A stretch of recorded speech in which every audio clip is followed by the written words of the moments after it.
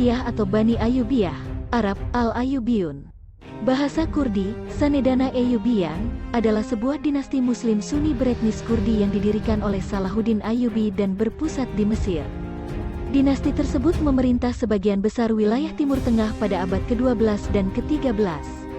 Salahuddin mulai menjabat sebagai wazir di Mesir, pusat kekuasaan kekhalifahan Fatimiyah yang berhaluan Syiah pada tahun 1169. Ia kemudian melengsarkan dinasti Fatimiyah pada tahun 1171. 3 tahun kemudian, setelah kematian atasannya dari dinasti Zankiyah, Nuruddin Zanki, Salahuddin dinyatakan sebagai sultan.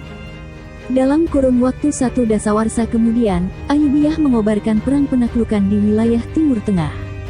Pada tahun 1183, mereka telah menguasai Mesir, Syam, Mesopotamia Utara, Hijaz, Yaman, dan pesisir Afrika Utara hingga mencapai perbatasan Tunisia modern. Sebagian besar wilayah tentara salib, termasuk kerajaan Yerusalem, jatuh ke tangan Salahuddin setelah ia berhasil memperoleh kemenangan yang gemilang dalam pertempuran Hittin pada tahun 1187. Namun, tentara salib berhasil merebut kembali wilayah pesisir Palestina pada dasawarsa 1190-an. Walaupun tidak bertahan lama, dinasti Ayyubiyah telah memajukan ekonomi wilayah yang mereka kuasai. Mereka juga mendukung para cendekiawan dan mendirikan fasilitas-fasilitas pembelajaran yang diperlukan oleh mereka, sehingga mereka berhasil membangkitkan kembali kegiatan keilmuan di dunia Islam. Selain itu, dinasti Ayyubiyah berupaya memperkuat dominasi Sunni di wilayah mereka dengan mendirikan sejumlah madrasah di kota-kota besar. Asal-muasal leluhur dinasti Ayyubiyah adalah Najmuddin Ayyub bin Syadi dari suku Rawadiyah yang beretnis Kurdi. Suku tersebut merupakan salah satu cabang konfederasi Hazabani. Keluarga Rawadiyah bermukim di kota Devin, Armenia Utara. Mereka adalah kelompok Kurdi yang paling berkuasa di wilayah Devin dan juga merupakan golongan elit politik dan militer di kota tersebut. Hari-hari kejayaan mereka sirna ketika para panglima Turki merebut kota Devin. Syazi bin Marwan meninggalkan kota tersebut bersama dengan 2 putranya, Najmuddin Ayyub dan Asaduddin Shirkuh. Temannya yang bernama Mujahiduddin Bihrus, gubernur militer Mesopotamia Utara yang berada di bawah dinasti Seljuk, menyambutnya dan mengangkatnya sebagai gubernur Tikrit.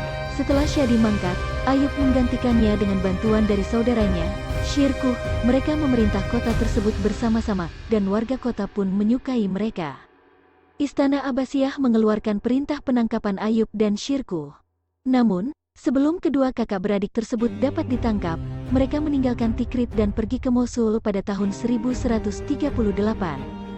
Dikarenakan mereka sempat membantu Raja Mosul, Zangi, ketika Raja mengalami kekalahan perang dengan Abbasiyah, Zangi berlindung pada Ayyub dan Shirkuh sampai pulang ke Mosul.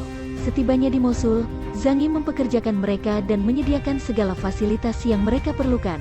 Ayyub diangkat menjadi komandan Baalbek dan Shirkuh mengabdi kepada anak laki-laki Zangi, Nuruddin. Menurut sejarawan Abdul Ali, keluarga Ayyubiyah bangkit menjadi keluarga yang berpengaruh berkat perlindungan dari Zanki. Pada tahun 1164, Shirkuh ditugaskan oleh Nuruddin Zanki untuk memimpin pasukan ke Mesir agar tentara salib tidak dapat memperkuat pengaruhnya di wilayah yang sedang dilanda kekacauan tersebut. Shirkuh mengangkat anak laki-laki Ayyub, Salahuddin, sebagai seorang perwira yang tunduk kepadanya. Mereka berhasil mengusir Wazir Dirgam dan mengembalikan Wazir Mesir yang sebelumnya, Syawar, ke tampuk kekuasaan. Syawar kemudian memerintahkan agar Shirkuh dan pasukannya mundur dari Mesir. Tetapi Shirkuh menolak dan mengklaim bahwa Nuruddin ingin agar ia tetap berada di sana. Dalam kurun waktu beberapa tahun, Shirkuh dan Salahuddin berhasil mengalahkan pasukan gabungan tentara salib dan Syawar, mula-mula di Bilbais dan kemudian di sebuah tempat di dekat Giza. Salahuddin sendiri ditugaskan untuk mempertahankan kota Iskandariah ketika Shirkuh sedang mengejar tentara salib di Mesir Hilir. Bersama dengan pamannya, Salahuddin berhasil menguasai Mesir dan mendeposisikan sultan terakhir dari kekhalifahan Fatimiyah di Mesir. Berkat keberhasilannya, Salahuddin diangkat menjadi panglima perang pada 1169 Masehi. Salahuddin dikenal karena kecerdasan dalam menyusun strategi, baik dalam peperangan maupun dalam pemerintahan. Tak membutuhkan waktu lama, Salahuddin mampu memimpin Mesir dengan baik. Salahuddin juga mendirikan 2 sekolah besar yang mengajarkan tentang Islam yang benar. Tujuan beliau adalah untuk menghapus ajaran Syiah yang menyebar di Mesir kala itu. Salahuddin memenangkan Perang Salib butuh waktu yang panjang bagi Salahuddin mempersiapkan Perang Salib. Selain persiapan fisik dan strategi jitu, beliau juga melakukan persiapan secara rohani. Adapun persiapan lainnya adalah membangun benteng-benteng pertahanan yang kuat, perbatasan-perbatasan yang jelas, membangun markas-markas perang dan menyiapkan kapal-kapal perang terbaik. Persiapan juga dilakukan dengan mendirikan rumah sakit dan menyuplai obat-obatan. Meskipun Salahuddin sakit keras, hal itu tidak menyurutkan niatnya untuk memperjuangkan tanah Nabi, Yerusalem. Justru semakin kuat tekad Salahuddin untuk membebaskan Yerusalem dari kekuasaan Kristen. Perjuangan pertama disebut dengan Perang Hattin atau Perang Pembuka, di mana pasukan Salahuddin pada saat itu berjumlah 63.000 prajurit. Pada Perang Hattin, pasukan Salahuddin membunuh 30.000 pasukan salib dan menahan 30.000 pasukan salib. Perjuangan selanjutnya di kota Al-Quds dan Yerusalem, di mana pasukan Salahuddin banyak yang syahid. Bahkan ketika pasukan salib memasang salib besar pada batu Sahar, hal tersebut membuat pasukan semakin bersemangat dan akhirnya berhasil memenangkan Perang Salib yang kedua. Saladin mulai memberikan anggota keluarganya posisi tinggi di negara tersebut dan meningkatkan pengaruh Muslim Sunni di Kairo yang didominasi Muslim Syiah dengan memerintahkan pembangunan sebuah perguruan tinggi untuk mazhab Maliki Islam Sunni di kota tersebut dan lainnya. Untuk mazhab Syafi'i, tempat dia berasal, di Al-Fustat, pada tahun 1171, Al-Adid meninggal dan Salahuddin mengambil keuntungan dari kekosongan kekuasaan ini, secara efektif mengambil kendali negara. Setelah merebut kekuasaan, ia mengalihkan kesetiaan Mesir ke Kekhalifahan Abbasiyah yang berbasis di Baghdad dan menganut Islam Sunni. Paus Gregorius ke-8 menyerukan Perang Salib ketiga melawan umat Islam pada awal tahun 1189.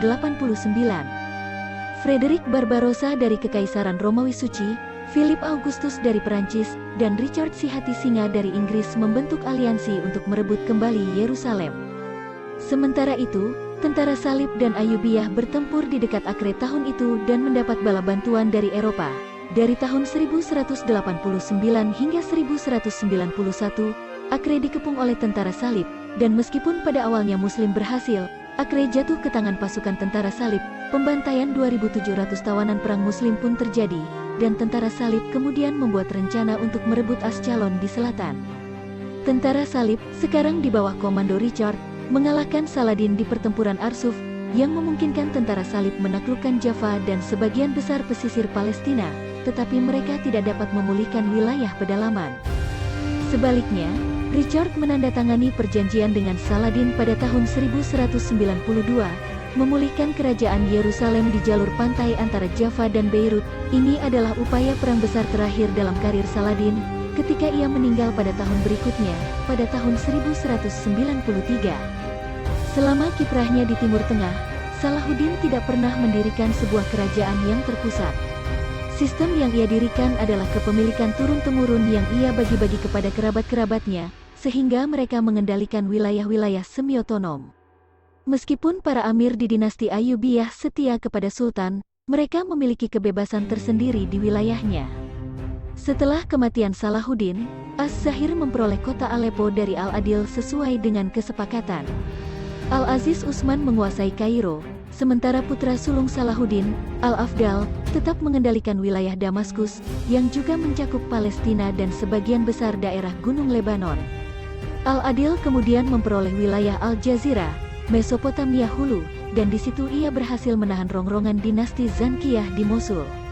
Pada tahun 1193, Masud dari Mosul bekerja sama dengan Zanki II dari Sinjar dan pasukan mereka mencoba menaklukkan Al-Jazirah. Namun, sebelum pasukan mereka dapat mewujudkan misi mereka, Masud jatuh sakit dan kembali ke Mosul. Al-Adil kemudian memaksa Zanki II untuk langsung berdamai sebelum dinasti Zankiyah kehilangan semakin banyak wilayah kepada Ayyubiyah. Sementara itu, putra Al-Adil yang bernama Al-Muazzam berkuasa di Karak dan Transjordania. Kebijaksanaan Salahuddin Al-Ayyubi. Dengan segala kesabaran dan kebijaksanaan dalam perjuangan, Salahuddin Al-Ayyubi mampu mengalahkan pasukan Salib di medan Perang Hattin. Selain itu, ada 3 hal penting dari kebijaksanaan Salahuddin yang menjadikan peperangan yang dipimpinnya memperoleh hasil menakjubkan, yaitu 1. Pemberian cuti kepada para tentara. Pemberian cuti sangatlah berharga, Terlebih lagi seorang tentara juga memerlukan waktu untuk beristirahat demi memperbaharui semangat jiwa dan mempertebal cita-cita meraih kemenangan. Salahuddin menjadikan kesempatan ini untuk mendekatkan diri secara personal serta menyiarkan dakwah kepada mereka. 2. Pemberian gerasi kepada pihak musuh. Salahuddin saat menaklukkan Yerusalem menampilkan keluhuran budi kepada pasukan salib, berbanding terbalik dengan apa yang dilakukan pasukan salib dahulu saat menaklukkan Yerusalem. Salahuddin justru memberikan gerasi kepada beberapa orang di antara mereka yang dinilai tidak melakukan penindasan keji terhadap umat Islam. 3. Mengadakan perjanjian damai kepada pihak musuh. Meski para pendahulu Salahuddin cenderung melakukan perlawanan secara fisik, Salahuddin justru mengambil kebijakan dengan mengadakan perjanjian damai bersyarat dengan pihak musuh. Hal ini dilakukan untuk menghindari jatuhnya banyak korban dan kerugian yang lebih besar. Demikian kisah teladan yang dicerminkan dari sikap Salahuddin Al-Ayyubi di dalam sejarah peradaban Islam. Kegemilangan perjuangan dari sosok Salahuddin dapat menjadi teladan kita semua. Dinasti Ayyubiyah mulai mengalami kemunduran ketika kekuasaan dipegang oleh Sultan As-Solih Najmuddin dan akhirnya benar-benar runtuh pada era Sultan terakhirnya. Ada beberapa faktor yang menjadi alasan runtuhnya dinasti Ayyubiyah, di antaranya faktor persengketaan keturunan-keturunan Sultan dinasti Ayyubiyah. Diimpornya budak-budak dari Turki dalam jumlah besar oleh Sultan Al-Malik As-Solih Najmuddin. Ditambah lagi, Sultan As-Solih membekali mereka dengan kekuatan militer sehingga membuat budak dari kaum Mamluk ini berkeinginan untuk menggulingkan pemerintahan. Kelemahan dinasti Ayyubiyah semakin jelas saat istri Sultan As-Solih, Sajah ad-Dur, menggantikannya memimpin negara setelah kematiannya. Pengangkatan Al-Ashraf Turansyah sebagai sultan juga membuat dinasti Ayyubiyah semakin melemah.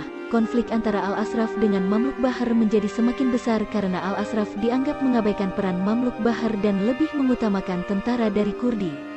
Akhirnya, pada tahun 1250 kaum Mamluk Bahar di bawah kepemimpinan Baibar dan Izzuddin Aibak melakukan kudeta terhadap Al-Ashraf dan berhasil menguasai Mesir dan sekitarnya. Pada zaman sekarang banyak orang-orang yang menginginkan sosok Salahuddin Ayyubi untuk membebaskan tanah Palestina dari penindasan Zionis Israel. Dari yang telah terjadi pada zaman Salahuddin pasti akan kembali pada kita. Tapi bagaimana bisa terjadi bila umat Islam terpecah belah dan panggilan jihad tidak ada lagi? Semua pemimpin Islam diam dan orang-orang memikirkan tentang dirinya sendiri. Dari sejarah tersebut kita dapat mengambil intisari dari perjuangan Salahuddin Ayyubi. Semoga Allah memberikan kepada kita keteladanan, keadilan, rendah hati dan keberanian untuk kita dan keturunan kita. Sekian yang dapat kami sampaikan, lebih dan kurang kami banyak meminta maaf.